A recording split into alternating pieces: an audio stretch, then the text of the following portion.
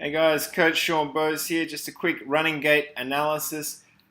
Here we got Billie training for Canberra Marathon 2018. So first we're going to count her stride rate, and what we want to look for is 180 strides per minute. So to get that, we're going to count her strides on a left foot strike over a 30-second period, where we hope the number is around 45. So if we look at the clock down the bottom, 59.9, she's on a left foot stride there, and we're going to count up to 45, and hopefully the clock will be at around 1 minute 30. So we put it in slow-mo. Here we go. 1, 2, 3, 4, 5, 6, 7, 8, 9, 10, 11, 12, 13, 14, 15, 16, 17, 18, 19, 20, 21, 22, 23, 24, 25, 26, 27, 28, 29, 30, 31, 32, 33, 34, 35, 36, 37, 38, 39, 40, 41, 42, 43, 44, 45. So 45 there.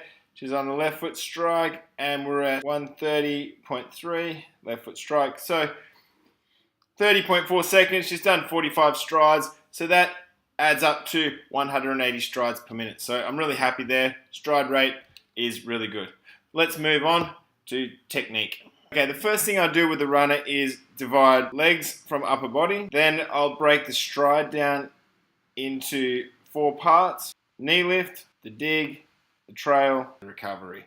However, to get those 4 parts of the stride working correctly, it's really important to have the upper body doing the right thing. The first thing that strikes me about Billie's running style is if you put a straight line through it, you can just see her shoulders a bit forward, her hips are a bit back, and her foot might be landing out a little bit too far in front. So it's kind of like she's balanced, but she's bent, okay? What I would like to see her do is straighten her body up so her hips come under more and her shoulders go back here. So then everything would line up to that bottom line. And what you would find when that happens, this overstride here would come in and land right underneath her center of gravity. So it's just a matter of straightening things up. Now, let's have a look at her actual stride, though I think a lot of the things I'm about to point out can be mitigated just by straightening up the upper body. So first, let's look at the knee lift. I wouldn't mind seeing it kind of come out there just a little bit. However, as I said earlier, I think that would be a lot easier for her to do if her shoulders were back and her hips were under. You just get that little bit more leverage, that flexibility that currently she doesn't have. What I call the dig, where you are digging your foot in underneath your center of gravity. And as we pointed out earlier, striking just a touch early. The third part of the stride, the trail leg, see it coming up there. For me, that's just a little bit low. I'd like to see that go just a touch higher. And the reason that's low is if you look at this, and then over here, remember our low knee lift out here? Oh, our low knee lift out the front.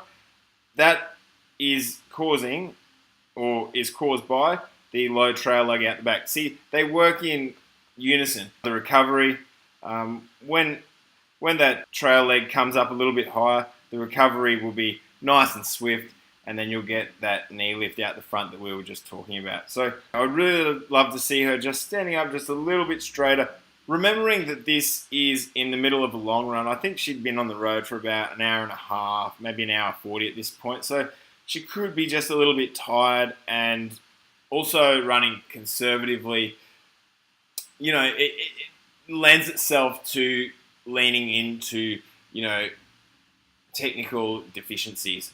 And also, I'm talking to her at this point, and my chat has got the ability to slow anyone down. So you can't really blame her there. I think those are the main things that strike me. I just want to see her standing up, turning over the legs a little bit quicker. So getting back to my initial point, remember I mentioned the divide between the upper body and the legs.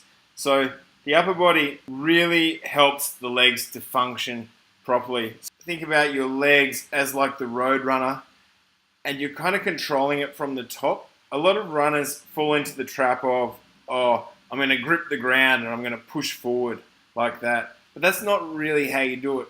Instead, you want to be up nice and straight with strong ab muscles. That's why core strength is so important. To be strong in the abs. And then that way you can roll your legs properly. So if you're driving off the ground, like a lot of people try to do, that's going to be problematic because you're going to hit the ground out in front and you're going to stay on the ground for ages and then push off again. That's not the right way to do it. Rolling from the top here, and you're just going to come through, tink the ground, and then fly back off. Minimal time on the ground. That's what you want. And then you're just propelling yourself off. So bang, bang, bang, bang, as you roll along down the straight. So those are my tips. Hopefully that helps, and we'll see how we go. I mean, so far so good, but I think with a few minor changes, Billie's running could really improve and get faster and avoid injuries and stay away from the physio. They're expensive and they make you do boring exercises. Like, who wants to go there?